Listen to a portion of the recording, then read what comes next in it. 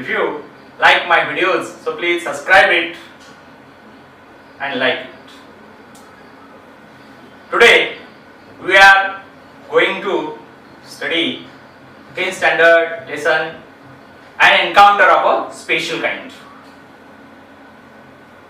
Encounter means सामना, समोरासमोरील सामना. Here, let's start these lessons. My father was a medical professional working for a private company in Raniganj in West Bengal. Here, writer's father, medical professional, and he working in a private company in West Bengal in Raniganj. West Bengal मधील राणीगंज या ठिकाणी वैद्यकीय कंपनीमध्ये हे लेखकाचे वडील कामाला होते. The offices of the company were housed in individual bungalows inside a large campus. त्या कंपनीमध्ये जे अधिकारी वर्ग होते त्यांच्यासाठी स्वतःची बंगले त्या ठिकाणी होते. And our house was in a corner of the campus and writer's house in the corner of the campus. त्या कॅम्पस मध्ये एका कोपऱ्यामध्ये लेखकाचे छोटसं घर होतं. And the officers club was adjacent to the boundary of our garden. आणि ज्या अधिकाऱ्यांचा जो क्लब होता तो लेखकाच्या घराच्या जो कंपाऊंड वॉल होती ती कंपाऊंडला लागूनच अधिकाऱ्यांचा तो ऑफिसर्स क्लब हा त्यांच्या समीपच होता. adjacent means समीप. And the compound was luxurious with green grass, colorful flowers and a host of tall and majestic trees. And into the garden many majestic trees. आणि त्या गार्डन मध्ये मोठे भव्य असे मॅजेस्टिक्स मीन्स भव्य असे झाडं होती. कलरफुल फ्लावर्स, रंगीबेरंगी फुलं होती त्या ठिकाणी. Luxurious with grass, green grass, सुंदर असे ग्रीन ग्रास त्या ठिकाणी आच्छादलेले होते.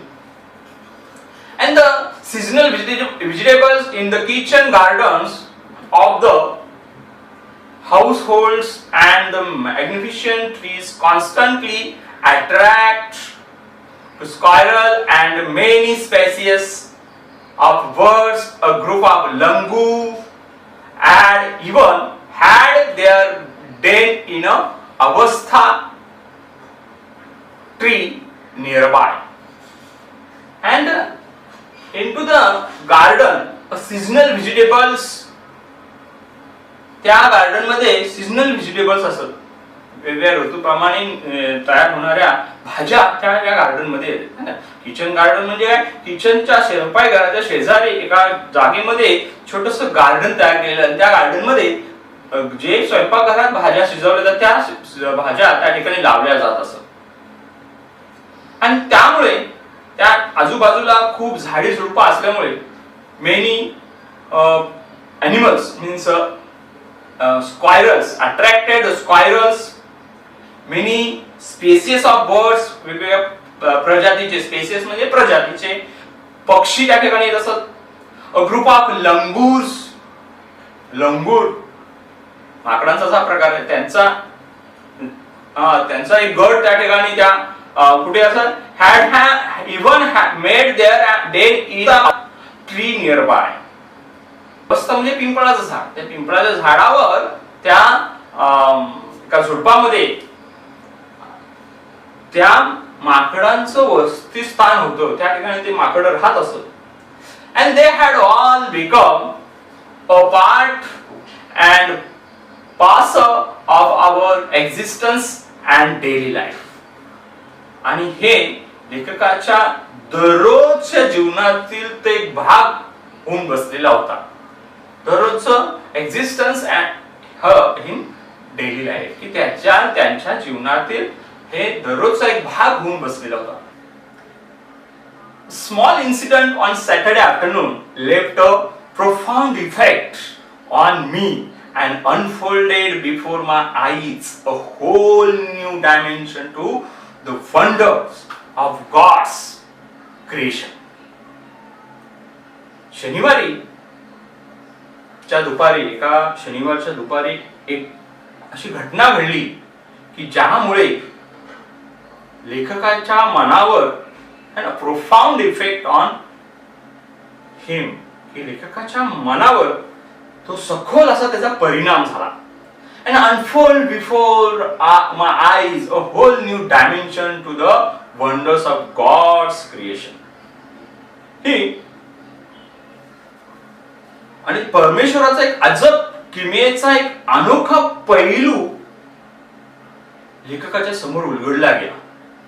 ही देवाच्या किमयेचा एक अजब पैलू जो आहे, unfolded before his eyes a whole new dimension, की लेखकाच्या समोर की देवाच्या किमयेचा एक पैलू उलगडला गेला. It was a few days into the puja vacations. West Bengal त्या ठिकाणी दुर्गा पूजेचं व्हॅकेशन सुट्टी मिळते आणि त्यावेळी लेखकाला काय झालं होतं, दुर्गा पूजेची सुट्टी मिळालेली होती.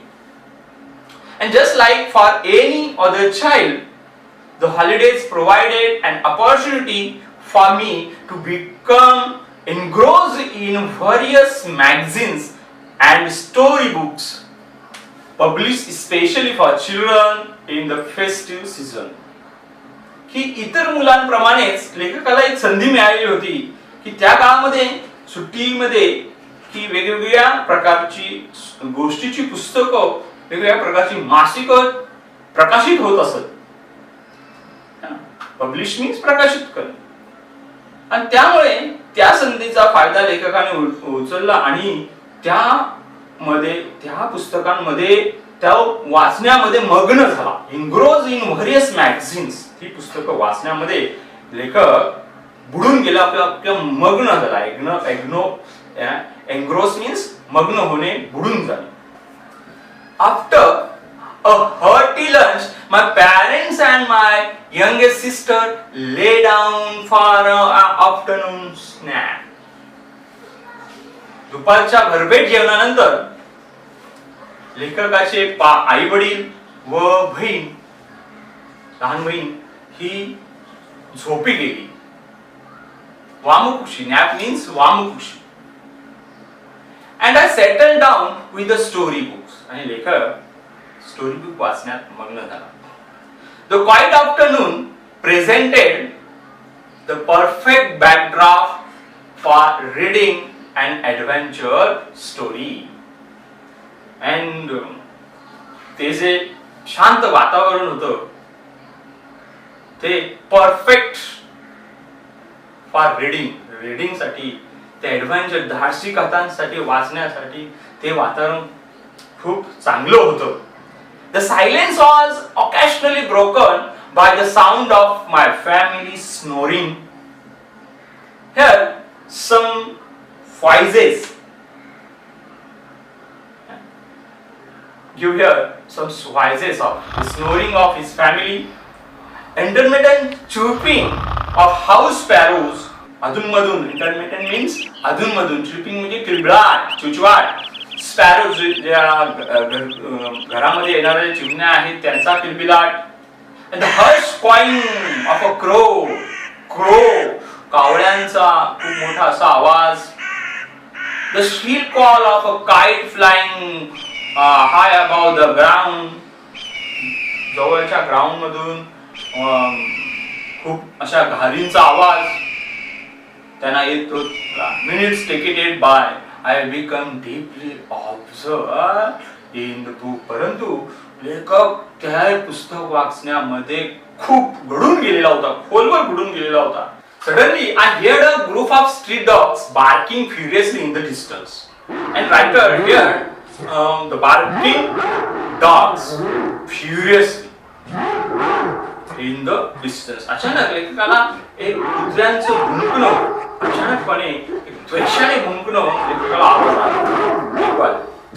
I chose conclusion, thinking that the pack of dogs might have cornered a hapless pea. First, the writer ignored the common show. Common show means noise and confusions. खूप मोठा आवाज, गोंधळ. He was thinking that the pack of dogs might have cornered hapless pea. Hapless म्हणजे unfortunate. की एक दुर्दैवी डुक्कर हा त्या कुत्र्यांच्या तावडीत सापडलेला असावा असं लेखकाला वाटतं.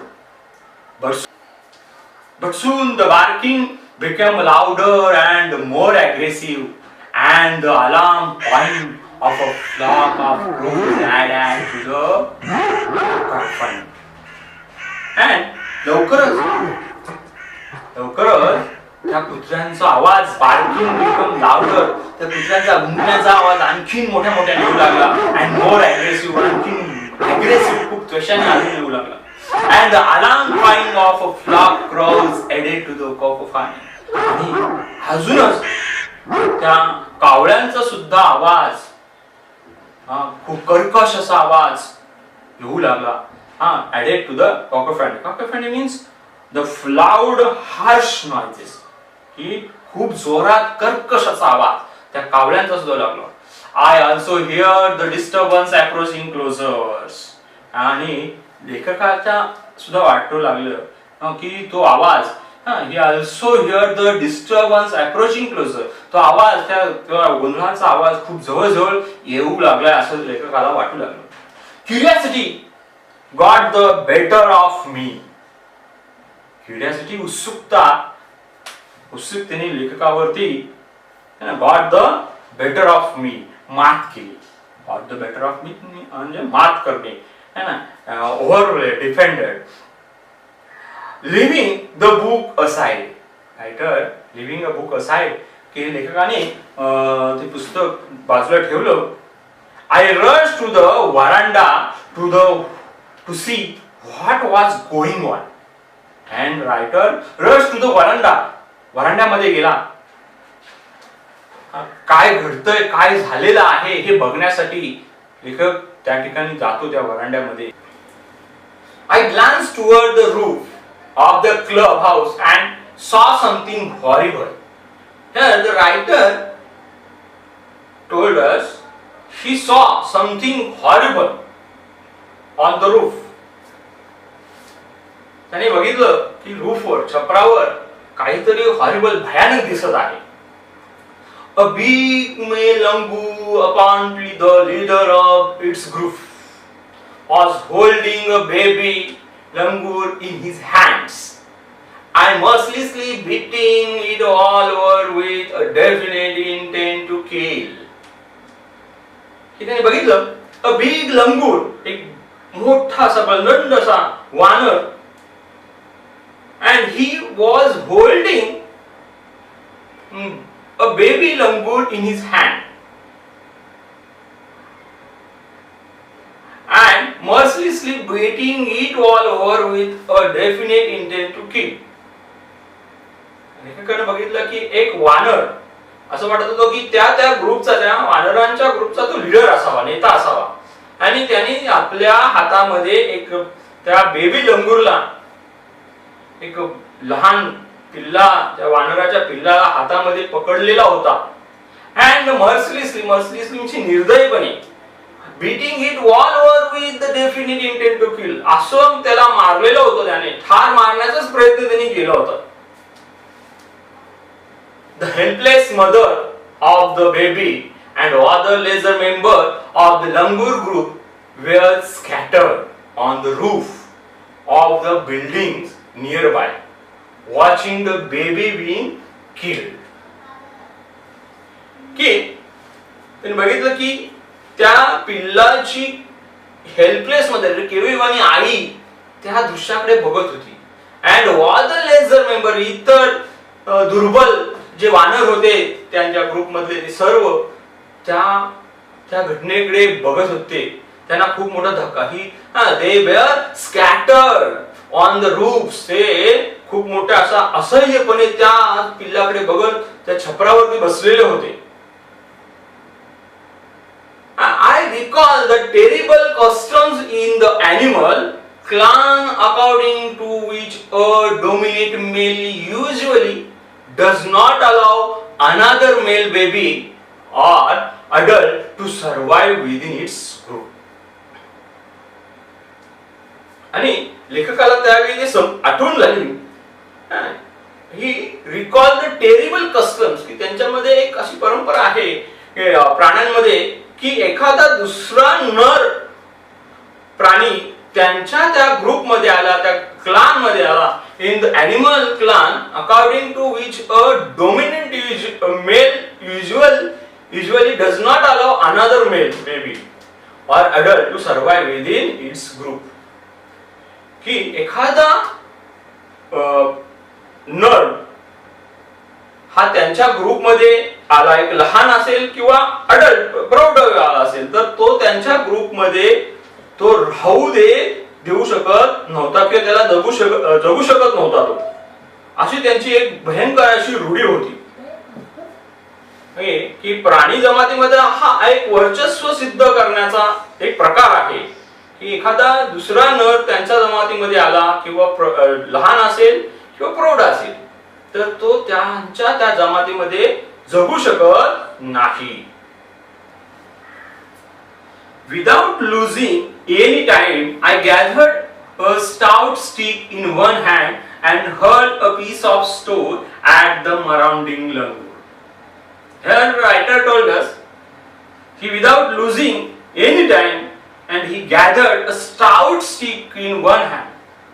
एक भक्कम अशी काठी त्याने एका हातामध्ये घेतो, अजिबात वेळ न दवडता, and he hurled a piece of stone at the surrounding langur.